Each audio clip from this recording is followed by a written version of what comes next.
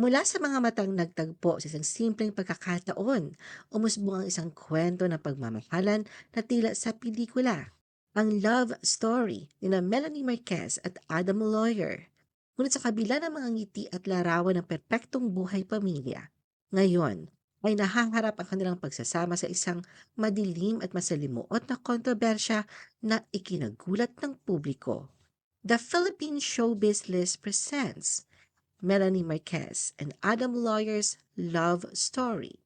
Melanie and Adam's first meeting that blossomed into courtship. Unang nagtagpo sina former Miss International 1979 Melanie Marquez at Randy Gleave Lawyer na mas kilala niya bilang Adam noong 1998 sa EDSA Shangri-La Hotel. Isang abogado si Adam at siya rin ang may-ari ng isang ranch sa Utah. Ayon kay Melanie, hindi yun isang karaniwang date kundi isang group date. At agad niyang idinagdag, I would never go on a blind date. Gayunpaman, dahil sa isang kaibigang matagal na niyang kakilala mula pa pagkabata, napapayag si Melanie na makipagkita kay Adam kahit wala siyang ideya kung sino ito. Sa kabila nito, hindi agad nahulog ang loob ni Melanie. Aminado siyang nagustuhan niya si Adam, ngunit hindi siya bukas sa panibagong pag-ibig sa panahong yon. Hindi naman sumuko si Adam. Sa pamamagitan ng matiyakang panliligaw, unti-unti niyang napalapit ang loob ni Melanie at kalaunan nagbunga ang kanyang pagtsatsaga. Ibinahagi ni Melanie ang mga katangiang humatak sa kanya. He's intelligent, hardworking. I like older men, somebody I can learn from and depend on. Melanie and Adam's life of love and faith at the ranch. Sa haba-haba man ng proseso ng buhay at pag-ibig, sa kasalan pa rin nauwi ang landas na Melanie at Adam. Mula pa noong taong 2000, tuluyan ang nanirahan sa Amerika si Melanie matapos niyang kasalan ng kanyang asawang si Adam. Doon, sa ranch ni Adam sa Amerika, binuo nila ang isang payapa at matatag na buhay pamilya kasama ang kanilang dalawang anak na sina Adam Lawyer at Abraham Lawyer. Ang kanyang buhay bilang isang cowgirl mula sa pagsakay sa kabayo hanggang sa pagiging abala sa mga gawaing bukid sa isang tahimik na bayan ay may mga sandaling nagdudulot din ng lungkot at pananabik. Gayunpaman ang mga ito ay panandali ang pagsubok lamang. Maliliit na gusot na hindi kailanman naging sapat upang yumanig o sirain ang kanilang relasyon ni Adam. Si Adam ang ikaapat na asawa ni Melanie. Tapat na inamin ni Melanie na siya ay nagpakasal sa kanyang tatlong naunang asawa, ngunit tininaw niya ang lahat ng mga ugnayang ito ay legal na naipawalang bisa.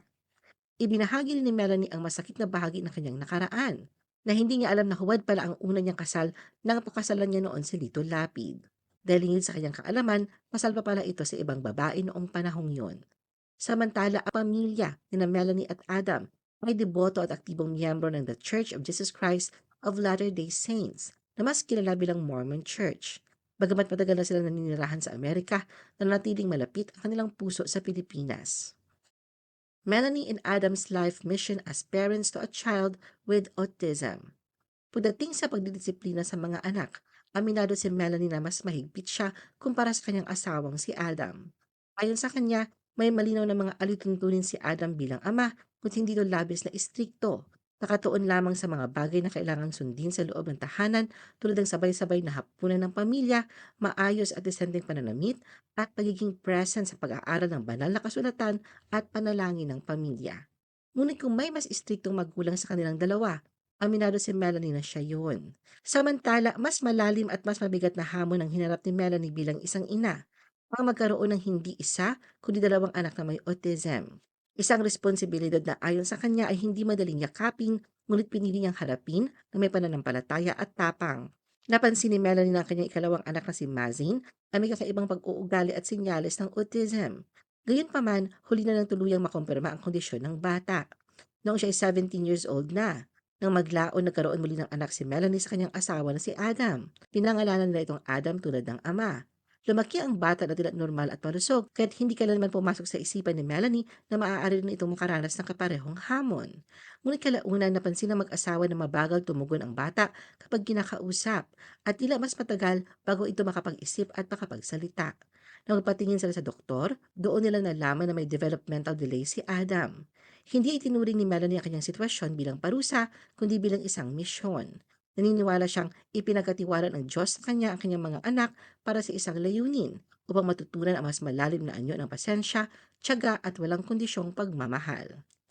Melanie and Adam's rumored marital issues. Noong 2016, nagkaroon si Melanie ng mensahe para kay Adam nagsasabing wala na akong trust sa kanya. Nauna rito ang isang sitwasyon kung saan inirequire siyang magtag ng larawan nila ni Adam, ngunit sumagot siya ng, "Sorry, I can't continue this challenge regarding my relationship with my spouse for personal reason. Thank you."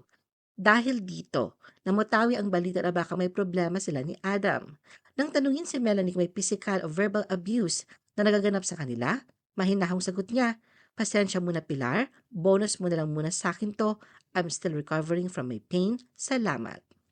Melanie files for divorce and seeks visa blacklist for Adam. Pasabog ang mga ibinahagi ni Melanie sa kanyang exclusive interview sa Fast Talk with Boy Abunda noong January 5, 2026. Kabilang sa mga isiniwalat niya ang di umano'y pagpapakidnap sa kanya ni Adam, pagkakakulong sa isang mental health facility sa loob ng 10 araw at pananatili sa rehabilitation center sa Cavite ng 8 buwan. Lahat ay labag sa kanyang kalooban. Aminado si Melanie na naranasan niya rin ang paulit-ulit na pisikal, mental, emotional at verbal abuse mula kay Adam. Matagal raw siya nagtiis, alang-alang sa kanyang mga anak, ngunit ngayon ay nais niyang maging malaya at mamuhay ng payapa.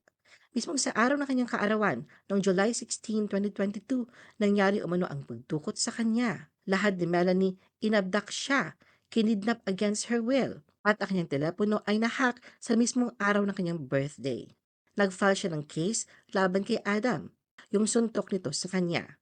Kanya, "Nawala ako, inilagay ako sa mental hospital, thinking sira ang ulo ko when in fact, I am taking care of my 2 boys. Then I'm having a construction sa binili ko na lupa." Dagdag pa niya, "Bigla akong nawala. I was only invited to celebrate my birthday but I never thought that this celebration will be my trauma." Ayon kay Melanie, ang nangyari ay isang betrayal of trust kahit na hindi niya direktang pinangalanan ang mga sangkot. Dinala raw siya sa mental health facility nang wala siyang pahintulot at ayon sa kanya, ang pinakamasakit sa lahat ay ang paghihiwalay sa kanyang 2 anak na parehong may autism. Matapos ang 10 araw sa Pasig, inilipat siya sa isang rehabilitation center sa Cavite kung saan siya nanatili ng 8 buwan. Nilinaw rin niya na negatibo ang lahat ng resulta ng blood, hair follicle at saliva test. Patunay umano na walang katotohanan ang mga suspetsya na gumagamit siya ng ipinagbabawal na gamot. Diretsang tinanong siya ni Boy Abunda kung naranasan niya gumamit ng illegal drugs. Sagot niya, "Yes, when I was younger." Ngunit paglilinaw niya, ang tagal na noon, nung teenager pa ako. Nag-try lang ako for experience, party-party lang pero hindi siya bisyo. Iginiit ni Melanie na matinding depresyon ang pinagdaanan niya na nag-ugat sa di umano'y kawalan ng suporta mula kay Adam. Dagdag pa niya, "Hindi ako nagbibigay ng obligasyon sa mga anak ko because they have their own lives at hindi ko naging ugali kahit nung bata ako na humihingi ng limos." Ngayon, desidido si Melanie na maghain ng divorce kung mapawalang bisa ang kanilang kasal. Noong November 2025, nagsumite rin siya ng request sa Bureau of Immigration upang ipa-blacklist at kansilahin ang visa ni Adam para hindi na ito makabalik sa Pilipinas. Ano ang masasabi mo sa video na ito? Mag-like o mag-react at huwag mahiyang mag-comment. For our YouTube viewers, huwag kalimutan mag-subscribe at i-hit ang notification button. At para sa aming Facebook viewers, mag-like at follow sa aming Facebook page para updated ka sa mga showbiz chika. Thanks for watching!